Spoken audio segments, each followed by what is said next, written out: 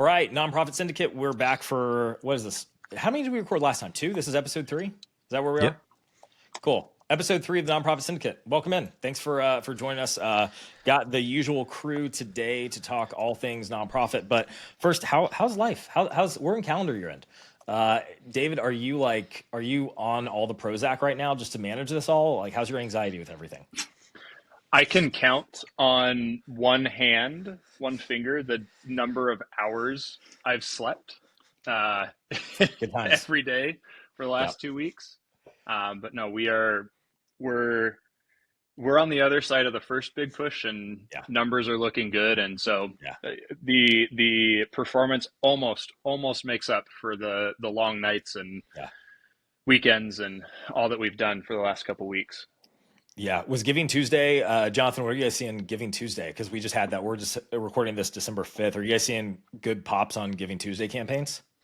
Yeah. I mean, we saw actually almost similar level volume last year, which is abnormal. So it was actually a smaller Giving Tuesday across all of our clients this year, because we have a lot more clients and should be significantly larger. But usually it's offset by a couple of huge gifts. So I think if you did like a trimmed mean or something, it would probably be it would show it was larger. But nothing went down. Everyone comes in with their hair on fire because something's wrong with their setup, and so we kind of have to extend a little bit beyond and try to figure out, your SSL certificate's not issued, has nothing to do with us, but here, we'll fix it for you. So a bunch of those. Cool. Yeah, we've seen an interesting thing, which is a few of the clients that we're with which is weird, but like they're actually volume of donors is up, but the actual average gift amount is down. So I don't know, yet again, it's kind of like that. Yet again, we're talking about a few clients here, so it's not, I don't have a huge data set, but just what we're seeing anecdotally is a lot more donors, more new donors, better kind of file mix, but definitely like smaller gifts. We're not seeing as many of the bigger gifts for like the early pushes of calendar year end that we did previously, but just something we're kind of tracking, kind of looking at. Ryan, what about you? How are things in your world, man? Oh, just as busy as everybody else. I agree with you, David. I think I've slept a little bit somewhere here and there, and we've had a lot of people come in. I mean, Matt, we're working with you guys with a client that needed something done in 3 weeks, kind of thing. Literally like, hey, we need a brand new website from the ground up, built, launched out, design system in 3 weeks. Can you guys do it in calendar year end? Okay. This is a really bad time, but okay. So Ryan was actually down here in Tampa on Monday. We did an all day on site with a client. So he drove down and pulling crazy hours. So, that's life though. That's life. So that's pretty much it. Yeah. Yep. Okay, cool. So topic to talk about today, something that I think is interesting, and man, if I don't get asked by a client at least once a month for this, it's a weird month. Every client always wants to know, like, hey, we're trying to figure out digital donor acquisition. What channels should we be using, right? Like, what are the strategies? Like, what channels are going to print money for us? And so I'm just going to kind of throw it to you guys. Like, what are you seeing right now? Like, what's actually, let's use their phrase, like what's printing money right now for new donor acquisition or just for donor giving in general? What are you guys seeing that's actually printing money right now that's actually just crushing it for performance?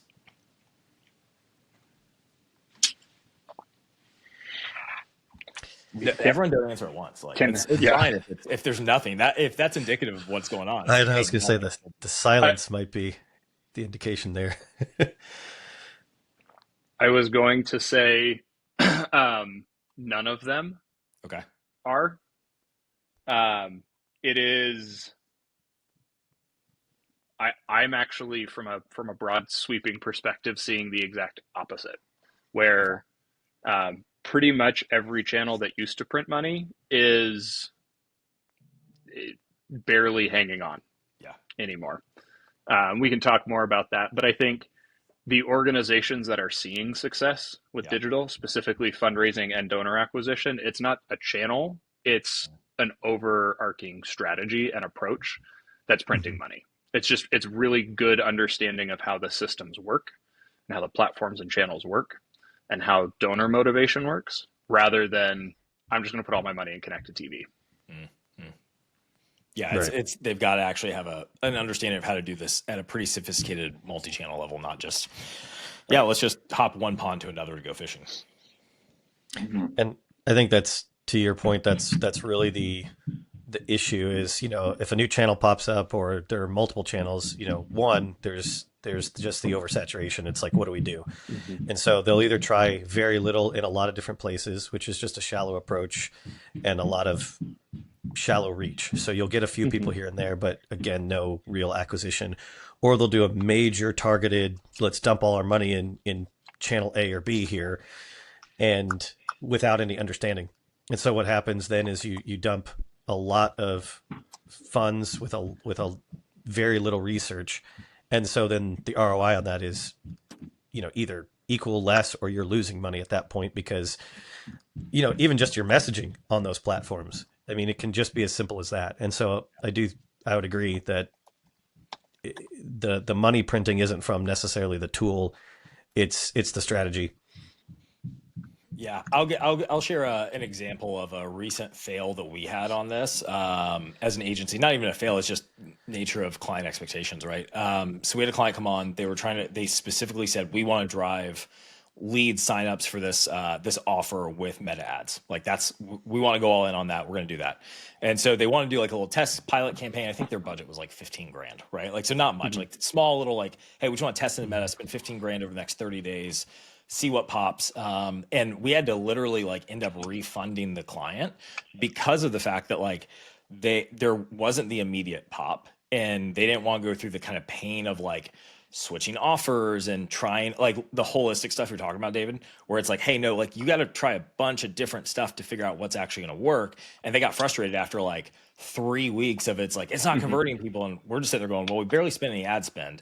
And also like Meta isn't going to train on it until we at least have like 30 to 50 conversions to even start optimizing. And so like, you start even spending the money. Like, frankly, like that's a common thing we see with like when they test a channel, to your point, Ryan, of like, yeah, if you don't dump enough money into it, a lot of times it doesn't even get the juices flowing enough on the offer to get it there. And then also understanding that like, yeah, there's going to be like a lot of work that goes into actually testing offers to figure out what works. And then they're like, yeah, it turns out we didn't actually have the appetite to do this that we thought we did. We said, okay, cool. We'll refund you the media deposit, like whatever, not a big deal.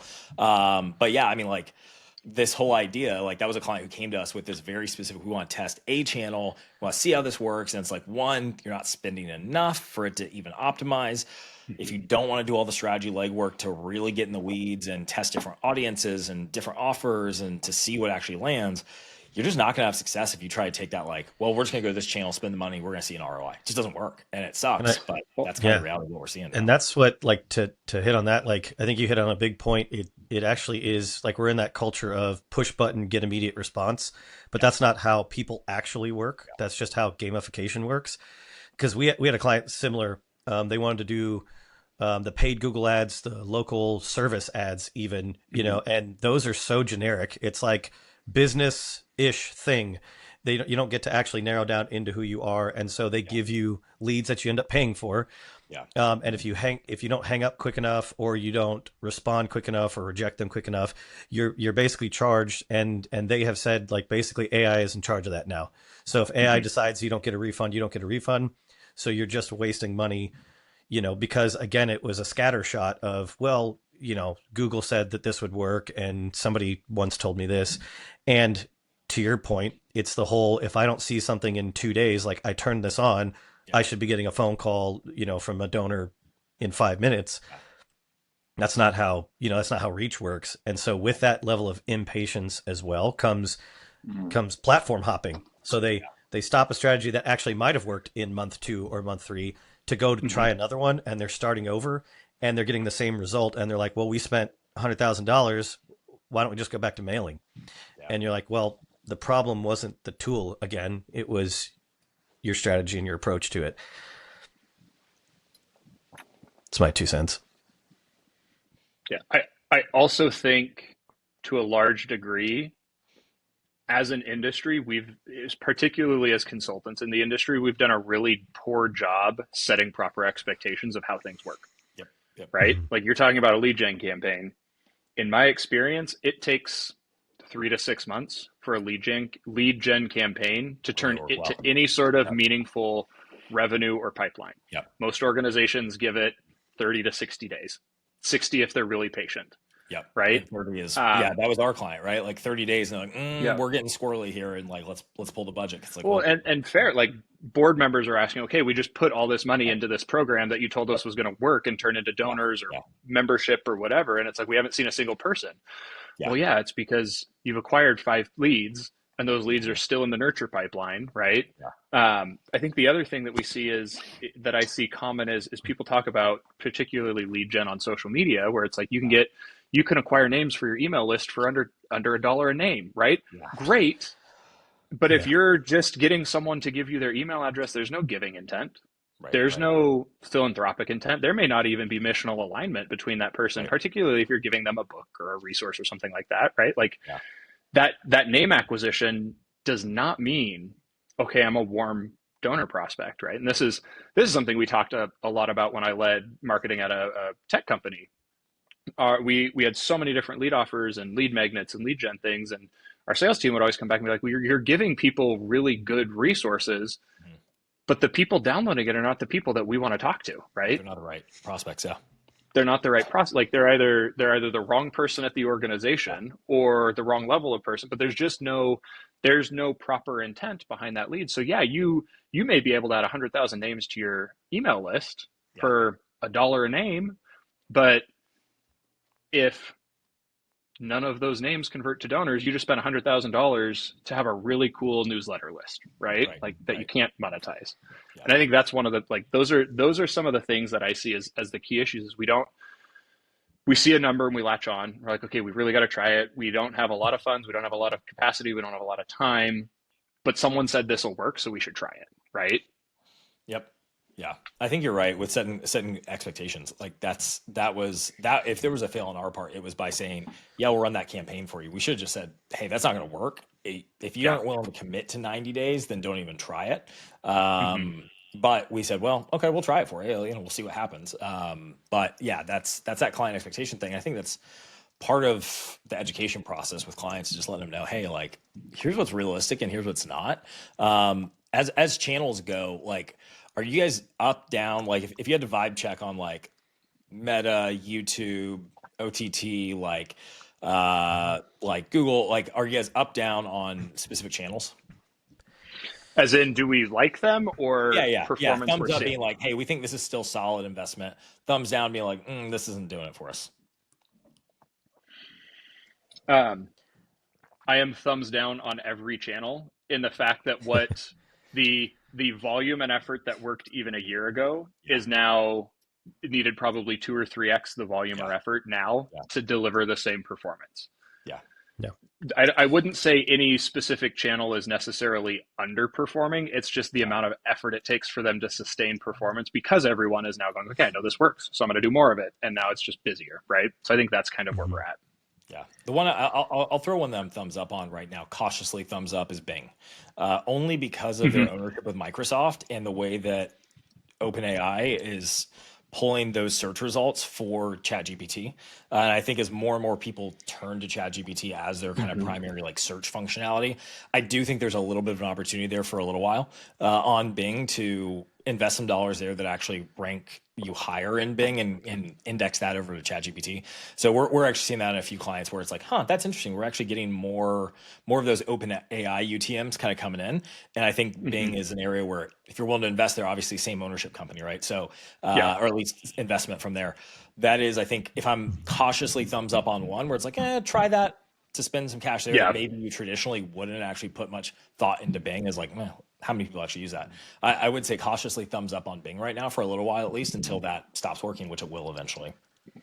Yeah. And you bring up an interesting point, because I would say I'm probably a little more on David's side. It's like, unless you have a popular figure or you made a huge splash with your name, or, an actor or somebody running the show where you're just getting immediate like push, most channels are you just have to dump more money, kind of thing. And the more money you dump, the more it is. But to your point, just the other day, I had, somebody contracted with us, do research using ChatGPT on a business, and the research was out of date.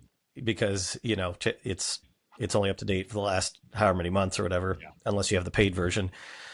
But it was just interesting that instead of using Google, instead of using Facebook, as or Meta or, Instagram as kind of your first point of research, like it used to be, like, hey, when we had an earthquake, it was on Facebook before it was on the National Weather Service. It's now these AI chatbots and things like that. And so I would agree that anything that's taking advantage of that kind of traffic, where people are going, hey, how can I monetize, or how do I do donor things? And it's driving you to different places. They're going to get more of the donor acquisition money, at least, because they're leveraging all these questions that are coming into AI. Like, how do we do this? And because everybody's asking the same question: how do we grow a donor base? How do we communicate with them better? That kind of stuff. And that's what they're going to these tools for, to create content and do stuff like that. And so, Bing and their parameters and everything like that, if others start to do that, then you'll probably see a bump. But at some point, either there's going to have to be a new something out there that just dominates all these platforms, or it is just going to be a noise game, whoever's louder. Because, as I think Jonathan mentioned, like with Giving Tuesday, it was a huge splash, and now it's kind of just leveling out. Like, you're getting more people using it, more donors are aware of it. But now, I mean, even me, I would say I'm a person who's just like, oh gosh, here comes Giving Tuesday. I'm about to get like 400 emails, and I'm disenfranchised to it. So I think that's probably what's starting to happen with these platforms, is just they used to be social and they used to be engaging, and now they're mostly marketing. Yeah. So it's anyway, just an opinion on that. That's probably where we're headed. Jonathan, what are your thoughts on Giving Tuesday? Do you have any hot take thoughts on Giving Tuesday? On Giving Tuesday? Yeah. Not really. I think it's Black Friday, Giving Tuesday. I think those are probably cultural fads for our generation, largely, that started 10, 15 years ago and are fizzling out as people care a lot less. Mm-hmm. Yeah, I'd rather have Taco Tuesday. I mean, let's be fair. Yeah. Right. Yeah. Yeah. I mean, it'd be interesting to see how Black Friday can perform this year, and if it was up about 10%. It was. Mm-hmm. So it'd be interesting to see if Giving Tuesday follows that pattern or not. That would probably be a pretty good delineator on, like, is something different happening in the nonprofit space? Yeah. I've been not a huge fan of Giving Tuesday for a while now, mostly because I see the inordinate amount of effort that goes into it. And so my take on it is, typically, if you put the same effort, pick a random day of the year for your nonprofit. Call it June 15th or 19th or whatever it is, right? And you put as much effort into that one day to create a campaign as you put into Giving Tuesday, I think you'd see the same bump. Fundamentally disagree. Okay, how so? Collective market attention equals impact. You would have to do exponentially more work to break through the noise to get anyone to pay attention to your made-up day compared to the made-up day that everyone is already paying attention to. Isn't there more noise then? Isn't it the exact same, like, flip side of that, which is there is way more noise on Giving Tuesday, because everyone who gives, who's in your donor file, who probably gives to other organizations too, is inundated with noise on that day. So now you're the uphill battle of, like, either way, you're going to face an uphill battle to get them to give on a day. Because my perspective is, if you did it on a different day, you're not competing with any other organization that's trying to make that a big day. On Giving Tuesday, you're competing with every single organization that is all in on it. And so you're actually your message is getting drowned out more than it ever would, which, yet again, maybe that's a problem of not connecting with your audience, right? All that kind of stuff, yada, yada. But see, I would take the exact reverse side, which I'm like, I think you're competing with so much noise on Giving Tuesday that even though there's market awareness, it's like Black Friday, where it's like, okay, yeah, you have everyone knows Black Friday, but how many companies are pushing that to where you're like, it's fatigue, and you're like, I don't even know who to pick, and there's not clarity, versus, hey, I think of, like, like some of the boutique shops that like I really like. There's one that's a men's clothing store called J Press that's super old school. Once a year, they do like what everyone knows is like their trunk show day, where it's like super deep discount. It's just like, and they make it a whole day, but it's just their brand that does that, and it crushes for them. Versus like Black Friday, where it's like, well, everyone's looking for black. I don't know. That's my take on it. Is like I actually think that you're aren't you cutting through the same noise or trying to cut through the noise on Giving Tuesday versus creating your own day? Yes, but going back to what we talked about earlier, intent to give. Okay. If it's June 15th, I have zero intent to give, so you have to motivate my entire intent to give if you say June 15th is our giving day. Right? Versus, okay, the Tuesday after Thanksgiving, I know I'm going to go make a gift. So I have intent to give. And coming back to what you're saying, Black Friday, right? If I'm going to buy a TV, I'm going to buy a TV on Black Friday. I already know who I'm buying it from. I already know where I'm buying it. I'm just waiting for this thing, right? Is that the right thing? Is that the good thing? Do we want that for Giving Tuesday? That's a different conversation. But your if I'm going to start my year-end gift, I'm trying to make my gift on Giving sitting Tuesday. around waiting for a day that's arbitrary on a calendar to decide to give a gift? Yes. I am saying we have, over the last decade, we have created the intent to give on that day, that is what starts the year-end giving season. Right? See, I think this is where I disagree is I think we think we've created an intent, but all we've done is actually massively ramp up our communication around that day. And so I actually think you're doing to me, it's the mistake of the correlation equals causation. And it's like, we think that we've actually amplified donor propensity to give on that day, which maybe we have in a small bump.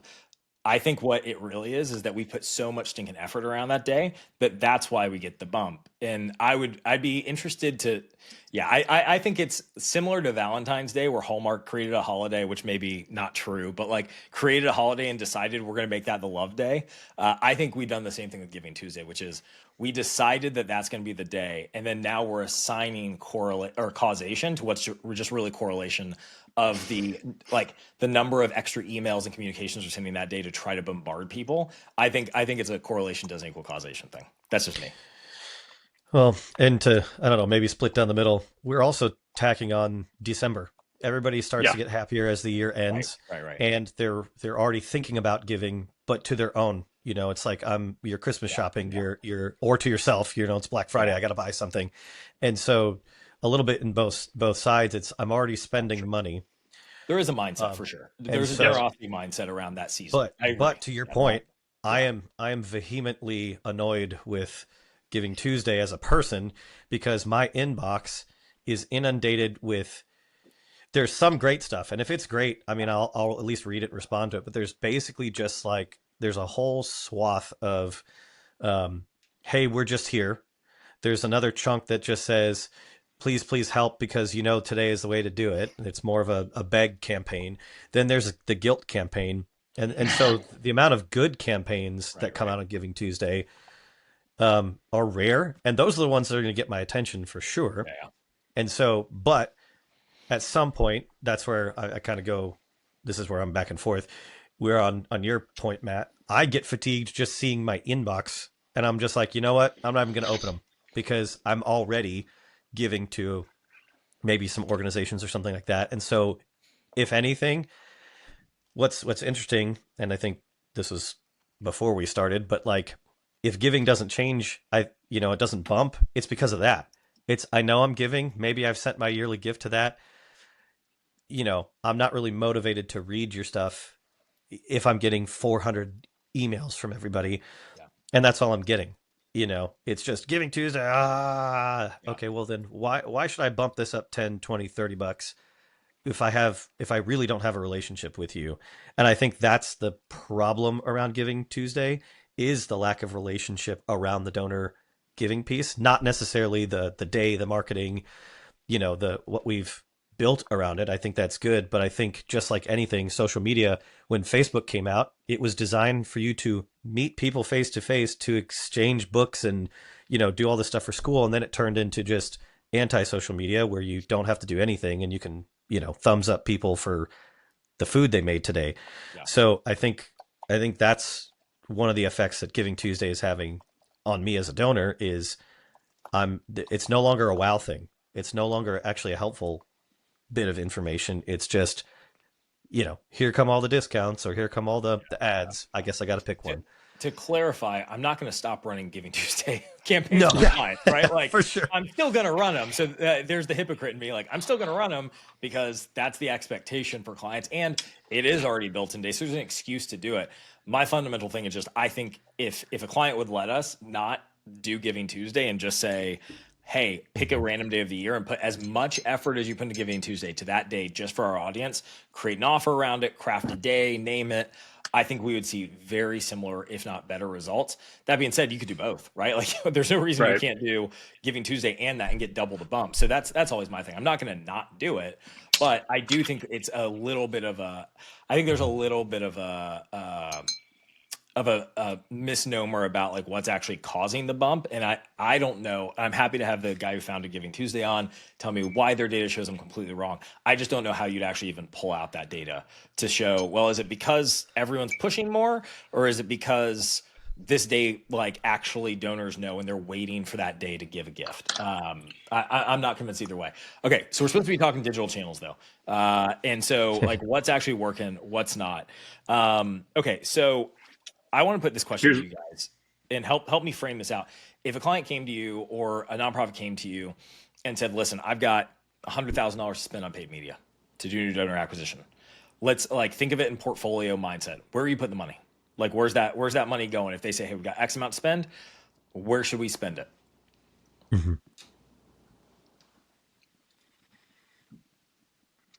Are we assuming they've never done paid media before?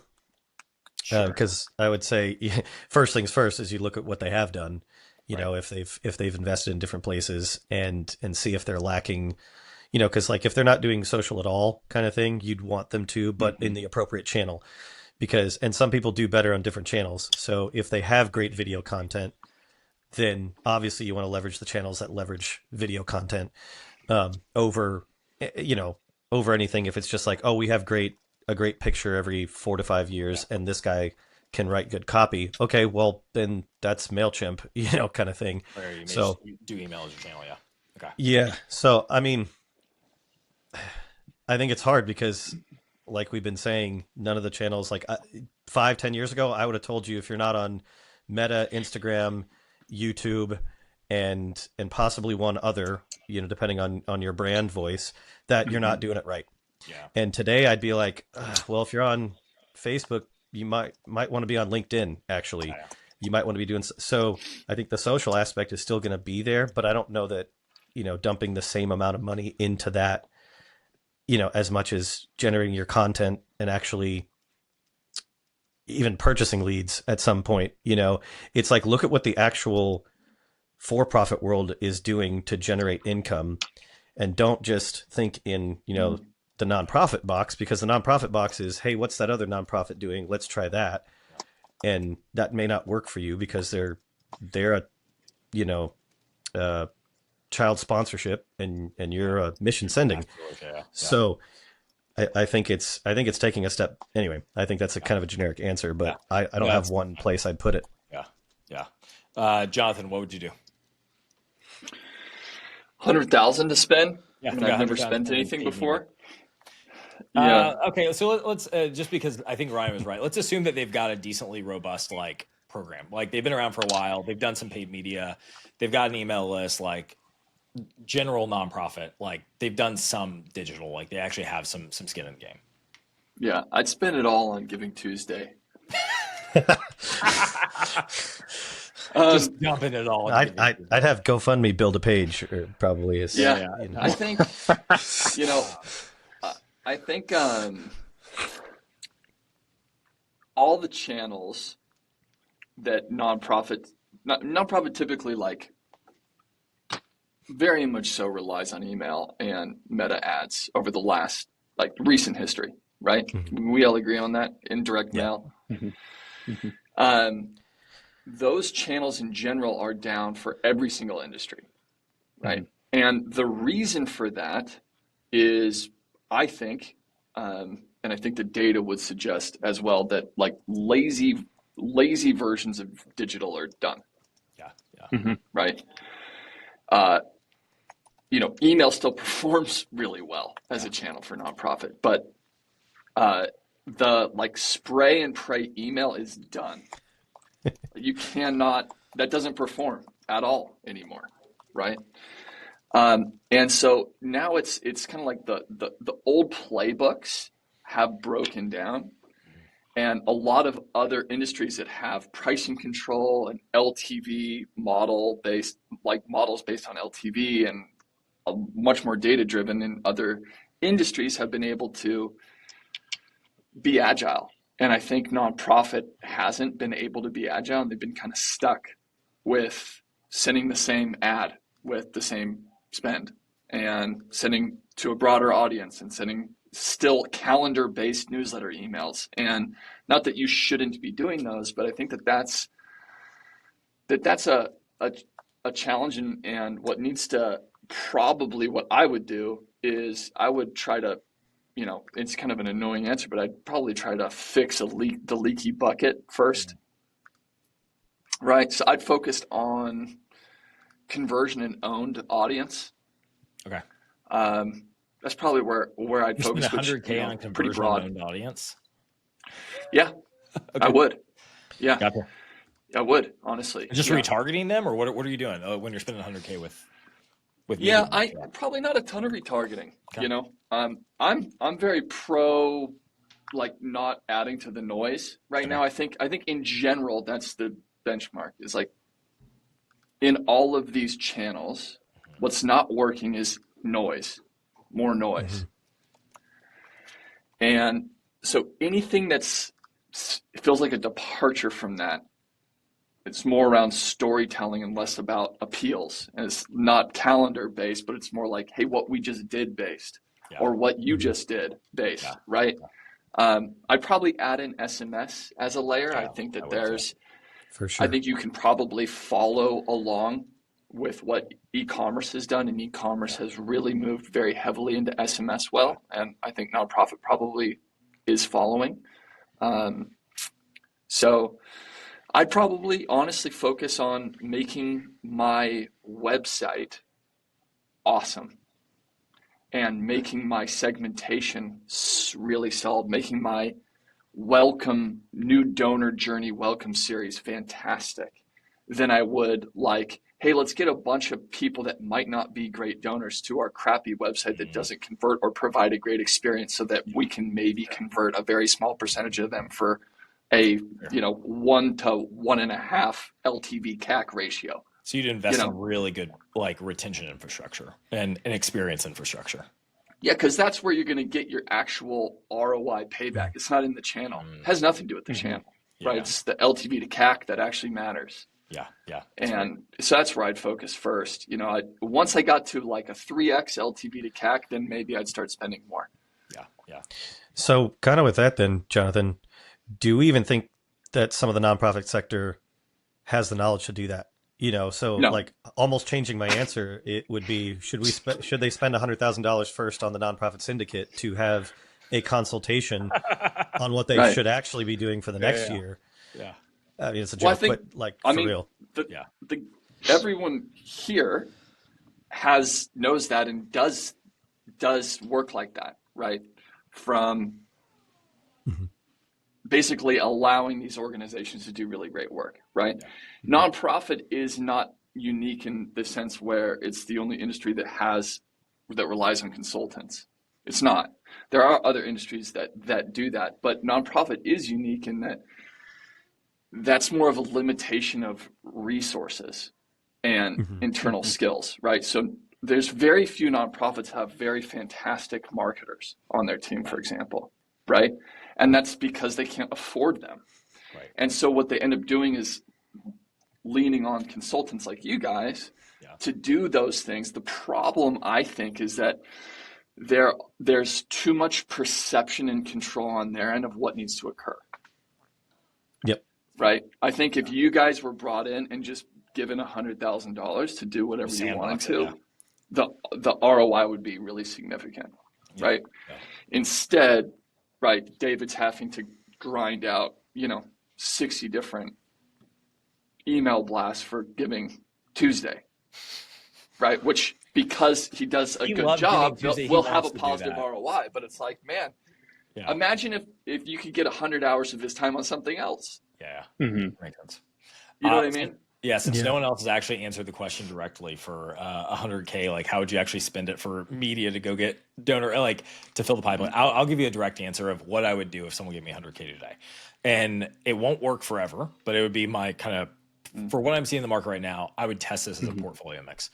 I would spend half of that money on very brand aligned influencer, PR, email newsletter sort of direct acquisition. Like people who are literally like super aligned with what you do. They already own an audience that is brand aligned, that would be like, you're essentially going to borrow their authority to bring them in. I'd negotiate with email newsletters. I'd negotiate with influencers to try to get them to bring in people in, and do it all based on like an actual acquisition price, set acquisition price, like pay them per lead or pay them per new donor.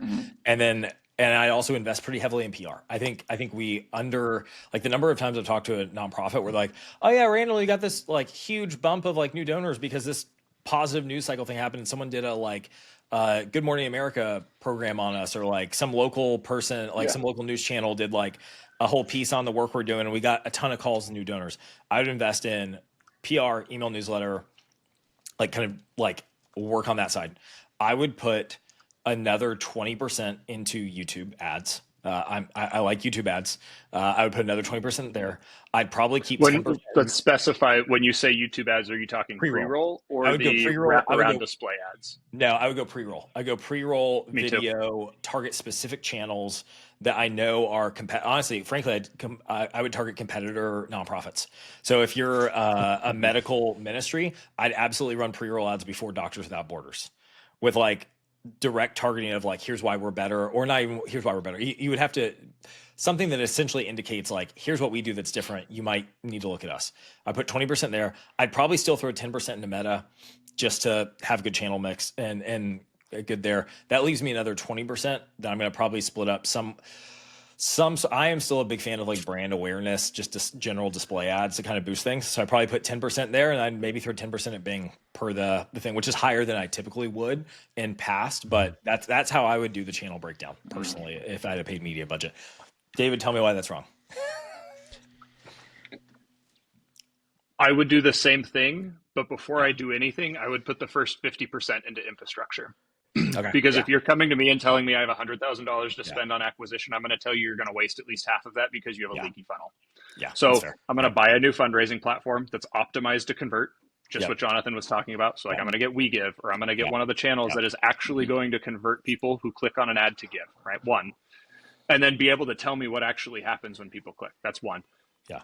Make sure you have a damn good marketing automation platform that can actually respond to what people are doing, like that, right?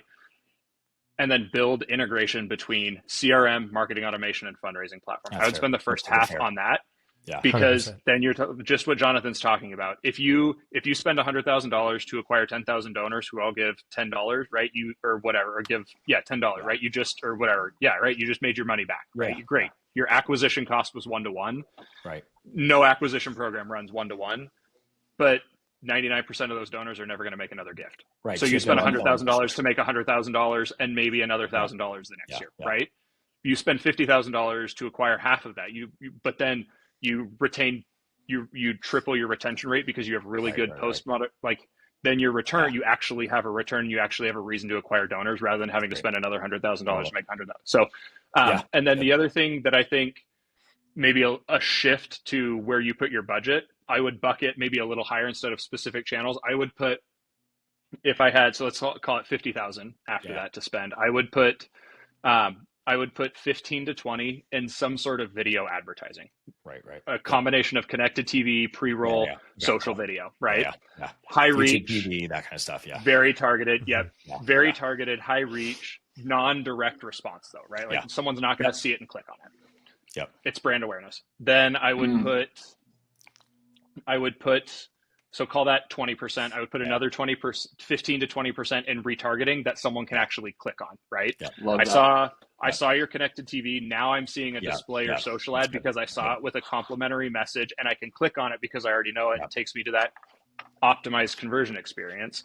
Then I would do, so call that 40% of your budget. I would put 30 to 40% in paid search, because that awareness is going to turn into people searching for you. Mostly it's going to be Google, but also Bing. I like Bing. I wouldn't put as much as you said in Bing, simply because the audience isn't there yet. I would maximize it 100%, but totally right. I would say, And then that balance. So what is that? The last 80 to 10 to 20% that you have left, I would do a combination of social channel advertising, just because it's a really good way to get longer form video and longer form educational content, right? That middle of funnel. It's a good good place to put that, assuming you have the content, right? We're operating under the asterisk. We have all this content produced, right? Otherwise, I would say what you need to spend the first 50%. Right. Exactly. 50% on infrastructure, 25% on content, then 25% on distribution. That's great. That's super helpful, man. That's super helpful. Cool. This has been, I think, a really helpful conversation to kind of break down kind of like what, when people say, well, what's going to work in digital? Like, how are we going to get new donors in the door? I think at the very least, I can send this to clients, but go watch this podcast because it's going to help you understand like really the way you need to be thinking about this, which is infrastructure, channel mix. Like, this is not all going, we want 30 to 60 days of results with this one channel, with this one type of offer. It's, hey, this is all a connected, complex system of thinking through a full donor funnel, like cycle. Can I give an answer with actual numbers? That would be great. Thank you. Instead of the spreadsheet. I would spend $50,000 or $60,000 on donation experience and SMS and email marketing automation. Right. And that includes spend on consultants. So that when people hit my website and convert, and then after they have a great experience, exact same number as David. Then I would have $10,000 to $15,000 budgeted on retargeting. I love the idea of connected TV for new, but I would want to probably spend that $35,000, $40,000 on micro influencer or partnership campaigns, depending on the type of nonprofit I am. Right. If I'm more, because I think word of mouth or experience is still the number one discovery channel. Absolutely, And if I can get people in like a micro influencer with value aligned micro influencers, that's huge. Doing some kind of like consistent post about me or some partnership we're doing over a period of time, I think that probably produces the most visits to my owned channels. I acquire them, and then retargeting cranks the LTV on that list. That's what I would do. Can I add a reason why you should double down on influencer? The money you're putting into the media value of that, forget the media spend. It's value in content production that you're getting back, because you can then, assuming you have a good relationship with the influencer, turn all of that content out into advertising. You get credibility because of the personality. You get credibility because it's word of mouth marketing. It's not your own marketing. You get the ability to then distribute that to your people who you actually want to see it, not just who sees the influencer. So I've actually had a lot of conversations with organizations about, okay, here's why you should go partner with that micro influencer who has 10,000 followers in your neighborhood, right? Because of like, and they're like, well, it's a really expensive media, and we don't know how we'll get to one-to-one. I was like, forget the media, it's content production. You're not going to get, like, for a $10,000 buy, you're not going to get 5 hours of video like you would with an influencer buy, right? And I'm not saying you get 5 hours of video, but like that alone is, to me, qualifies the spend. Well, and the other thing I'll add, big picture there, is like I was telling you guys earlier before we recorded this, I ran a correlation on all 990s for the last 5 years. There was zero, not 0.3, not 0.7, zero correlation on advertising promotion spend and change in contribution revenue. It's wild. Over 5 years. That's wild. Zero, which means that it does not actually matter how much you spend. What that means is that the reason contribution revenue grows behind the scenes has nothing to do with the dollar amount, but probably the quality of what you're doing. Of that experience, right, that you're delivering to the donors once they come in. Right. Yeah, that's Man, that's super, super helpful data. Hey, you should produce that as some sort of a free giveaway. That would be great to be able to give to people who listen to the Nonprofit Syndicate podcast. So, man, add that to your to-do list of crap to do this week, man. Cool. Doesn't have enough already. Yeah, I know. Thanks for taking the time to talk on this. Hopefully